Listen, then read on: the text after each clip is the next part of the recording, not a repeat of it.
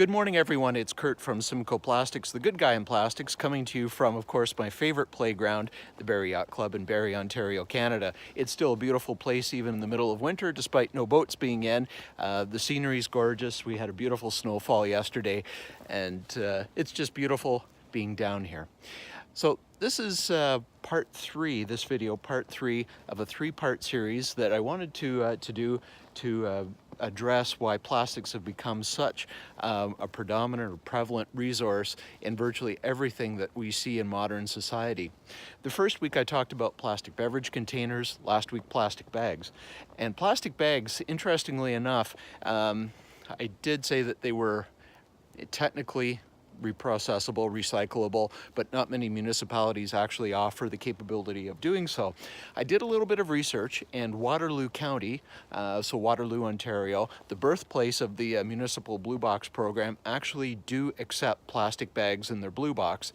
They ship them to a neighboring municipality that do have the required equipment to process them, but I thought that was kind of neat, and I would share that with you. So this week I wanted to just have a little bit of a dialogue about plastics in automotive, and I think automotive is really a success story for the use of plastics. If you're old enough, or if you're a car enthusiast and you can recall cars from decades past, 30s, 40s, 50s, 60s, 70s, you'll know that these cars, you could argue the aesthetics of them are perhaps more intriguing, more interesting, or flat outright better than what we have now. But a modern car is simply built better, it lasts longer, and it performs better over its life. And plastics do play a very important part of that. Of course, modern electronics offers a lot to do with the performance and longevity of a modern vehicle, and some may say contribute to its over complexity and repairs, but you know, that's another issue. Plastics, as we know, plastics are easy to work with, easy to manufacture, easy to form. They take complicated shapes very easily. I mean, the tooling to produce them can be quite complex as well, and quite expensive. But when you compare a very complicated plastic part that may take the place of 10, 12, 13 other pieces, there's obviously a cost savings in tooling, a cost savings in production, and the big one that we want is a weight savings. So weight is the biggest enemy of not only performance, which guys like me really talk about and think is the best. Oh, there's some geese taking off in the background. It's so beautiful here.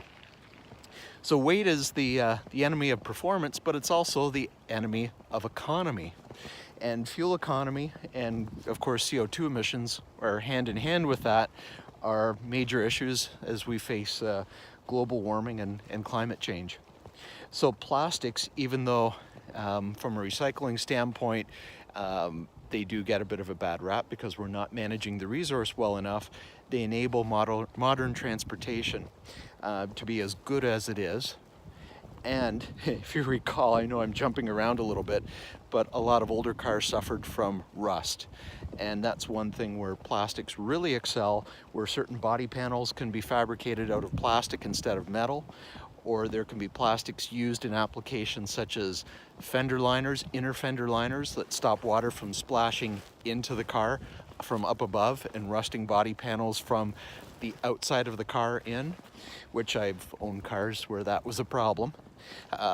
So plastics can be used for water management applications, undercar splash shields, which you may not think is necessarily that important, but what it does is it helps to promote proper airflow under the car. It increases fuel economy, especially on highway cruising. So that's a pretty cool application. So complex components for part reduction, weight reduction, and we got to focus on weight reduction too, because we keep adding electronics specifically for safety items. And electronics, you know, you may think small parts don't necessarily weigh that much, but think about wiring. Wiring is heavy. That's a problem. Sensors do add up. When you have a car with a tremendous amount of sensors or modules to control various things, it adds weight. So plastics help to offset weight, and they allow a lot of these sensors to operate where metal fabricated parts, or perhaps different kinds of metals, die cast, maybe it wouldn't be the right choice, the best choice. Plastics afford something that's affordable, easier to work with, weight savings, and can be made in very complex forms.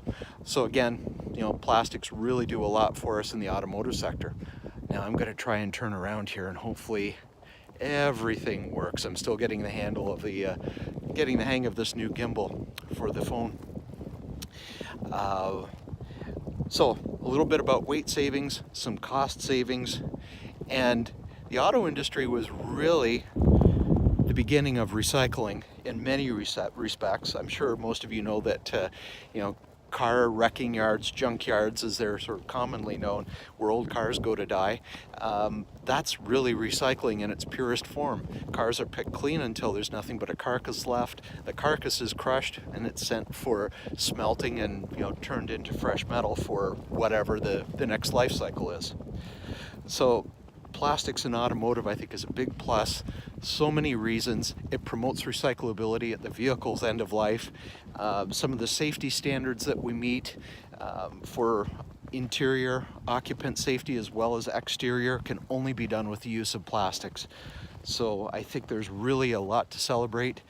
And as we do make that transition from internal combustion powered vehicles to electric vehicles, you know, there's a lot less components to them, but battery packs weigh a tremendous amount. So we're going to need further weight savings that really only plastics and some really maybe more exotic applications of metal can give us, but predominantly it's going to be plastics.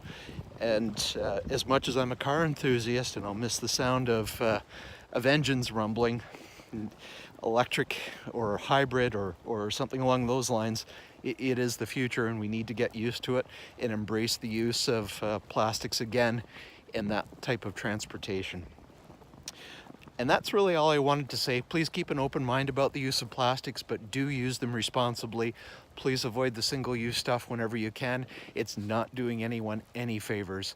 And always consider quality items that have longer lifespan to them. That's real efficiency. That's true efficiency.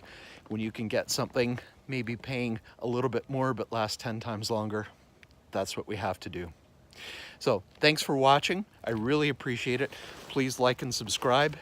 It tells me that I'm on the right track having these types of videos and trying to offer a little bit of education and perspective and opinion, which for me is fun to do, but I hope you find it useful as well.